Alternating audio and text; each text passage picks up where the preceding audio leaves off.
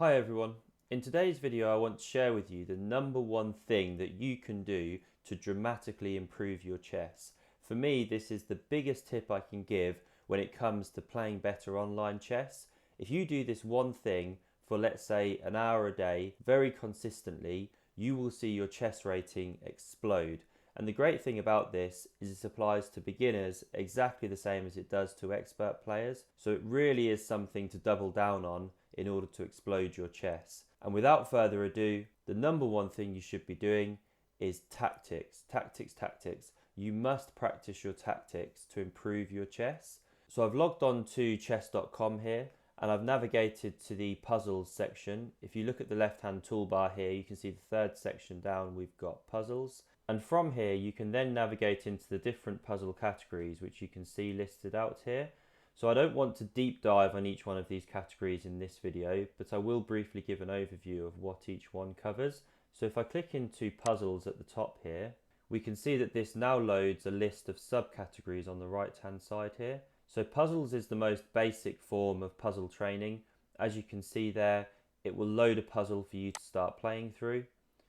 If you click start here, then you will start playing through different puzzle positions, and the more puzzles you play, the better you will get, and your puzzle rating will then actually adjust to your playing ability so that the engine starts to present you with puzzles which are suited to your playing ability.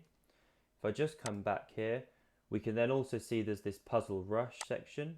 In this section, you're looking to play against the clock. So once you've played through a few puzzles at your own pace and you're more familiar with how they're working, you can then come into this puzzle rush section and start playing against the clock to complete as many puzzles as you can in a set period of time. There's also this survival mode, which is based around not making a mistake on a puzzle or else it breaks your chain and resets you to 0. I'll just come back now to the categories. You also have puzzle battle. This is where you play against another player, a random player or a friend if you choose to search someone out. You can also then complete the daily puzzle, which I'll just click into here. You can get hints when completing these puzzles as shown below here. And then heading back here, you can also choose a custom puzzle. So there are many different themes that you can work on, and it shows here how many of these themes you've played through in the puzzle section, as well as the rating range so that you can select a difficulty of the puzzle when you're playing through it. So that gives a brief overview of the chess puzzles section. If I come to the left hand side here and hover over the toolbar, we can see that we're now presented with a full list of options here. So we've covered off puzzles, puzzle rush, puzzle battle, daily puzzle, and then there's 3 other sections here listed out under puzzles: solo chess, practice and endgames. If I just click into each one, we'll start with solo chess. So as we can see on the screen here, there are some instructions for how to play solo chess. Essentially what you're looking to do is capture all of the pieces on the board, and to do it correctly you have to make the captures in the correct order. So it's testing your skills and understanding of how the pieces move and how to piece together a logical sequence. So this one's quite good fun. Have a read through the instructions, give it a go. It definitely sharpens up your understanding of the captures and your ability to execute them quickly. The other brilliant section that you can jump into under puzzles is practice drills. So I'll click on that here from the left hand side, and here you can see that you have a number of different options. You can play through master games, look at your openings, go through some drills which are theme based, or you can load a custom position. I'll briefly click into each one here.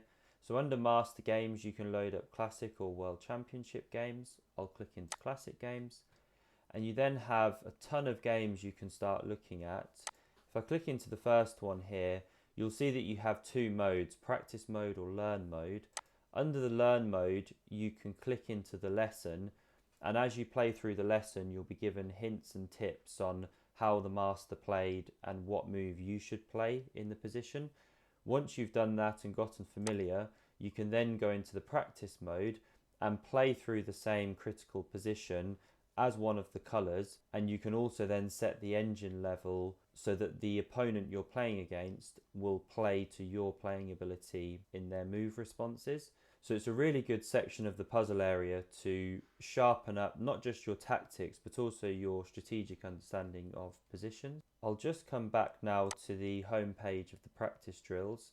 If I click into openings here, you can see that there are a number of different openings you can play through, E4 and D4 being the two most common opening themes, and then there are other opening themes that you can start clicking into and playing through. And finally, just going back to this practice drills section, if I click under drills here, then we can see there are a number of subcategories that you can then click into and again start sharpening up both your tactics and strategic understanding. It is worth noting that to play through unlimited puzzles and lessons, then you will have to take out a premium membership, but I'd highly recommend looking at this option if you can, because it does make a big difference in terms of the sheer number you can get through on each day.